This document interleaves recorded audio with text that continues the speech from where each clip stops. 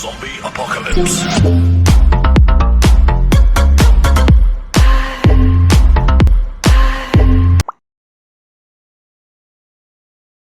আসসালামু আলাইকুম। আশা করি সবাই ভালো আছেন। নতুন একটা টিউটোরিয়ালে আপনাকে স্বাগতম।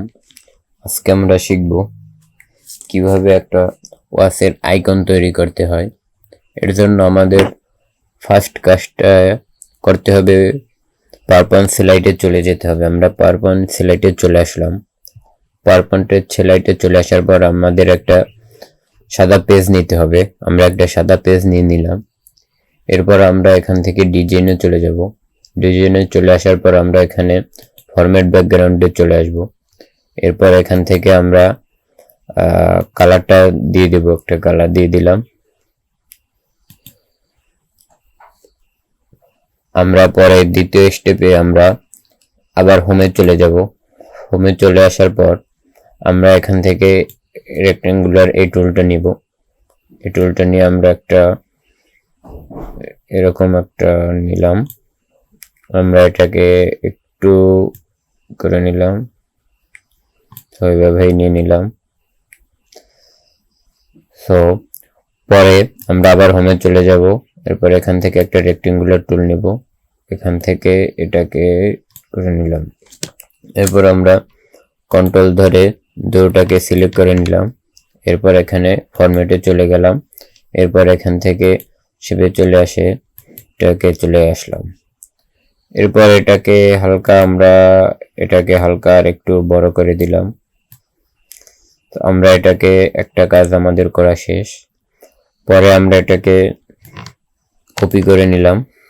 কপি করে আমরা এটাকে কপি করে নিলাম। এরপরে এটার কালারটা আমরা একটু অন্য একটা কালার দিয়ে দিলাম।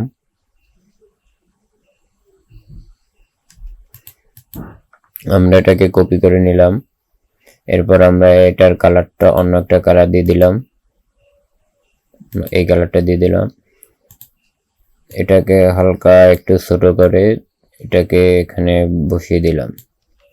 এরপর এটাকে আমরা এখানে চলে আসলাম। এরপর শেপ আউটলাইনে গিয়ে নো আউটলাইন দিয়ে দিলাম। পরে এটাই আমরা চলে আসলাম। এটা চলে আসার পর এখান থেকে আমরা এই কালারটা সাদা করে দেব। এখানে শেপ আউটলাইনে চলে আসব, নো আউটলাইনে চলে আসব। সো আমাদের মোটামুটি প্রথম কিছু কাজ শেষ। পরে আমরা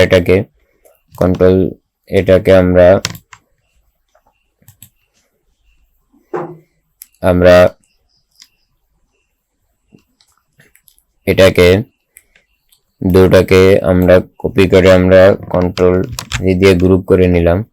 গ্রুপ করে নেওয়ার পর এটাকে আমরা কপি করে এটাকে আমরা ঘুরিয়ে দিলাম। এরপর আমরা এটাকে এখানে বসিয়ে দিলাম। সো আমাদের মোটামুটি এখানে বসিয়ে দেওয়া শেষ। এরপর আমরা এটাকে আনগ্রুপ করে নিলাম।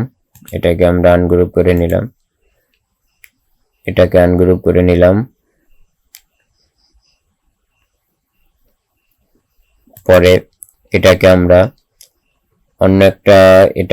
আমরা একটা কপি করে নিয়ে নিলাম।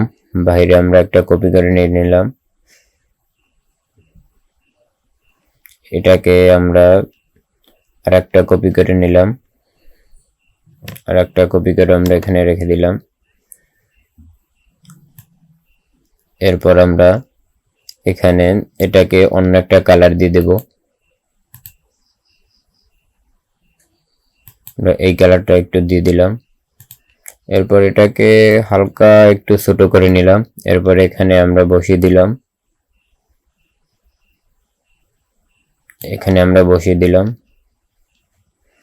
এরপর আমরা এটা আবার চলে আসলাম।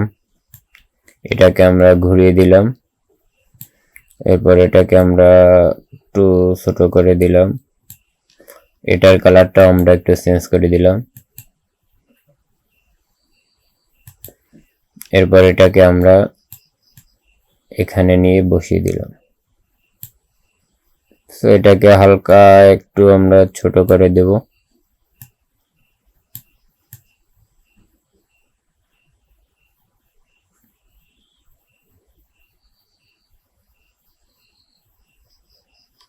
সো আমরা এটাকে এখানে বসিয়ে দিলাম। তো এরপর আমরা এখানে আবার হোমে চলে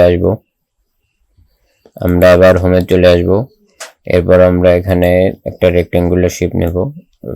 একটা রেক্টেঙ্গুলার শেপ নিয়ে নিলাম। আমরা এটাকে এখানে বসিয়ে দিলাম। এখানে কালারটা আমরা চেঞ্জ করে দিলাম। কালারটা দিয়ে দিলাম। এখানে আমরা গিয়ে নো আউটলাইন দিয়ে দিলাম।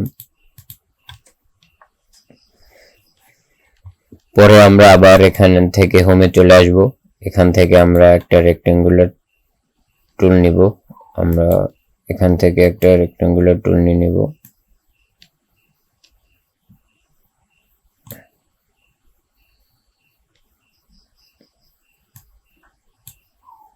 এখানে আমরা একটা রেক্টেঙ্গুলার টুল নিয়ে নিলাম। এটাকে হালকা একটু আমরা ছোট করে দিলাম। তারপর এটার কালারটা আমরা চেঞ্জ করে দিলাম। এই কালারটা আমরা দিয়ে দিলাম। এরপর এটাকে আমরা কপি করে আমরা এখানে নিয়ে চলে আসলাম। এখানে চলে আসার পর আমরা এখানে কার্ডটাকে লাগিয়ে দিলাম। সো আমাদের মোটামুটি এখানে আমাদের আইকনটা তৈরি করা হয়ে গেল। সো আমরা সবগুলোকে সিলেক্ট করে নিলাম, কন্ট্রোল জি দিয়ে গ্রুপ করে নিলাম। সো আমাদের আইকনটা নিমিশেই হয়ে গেল।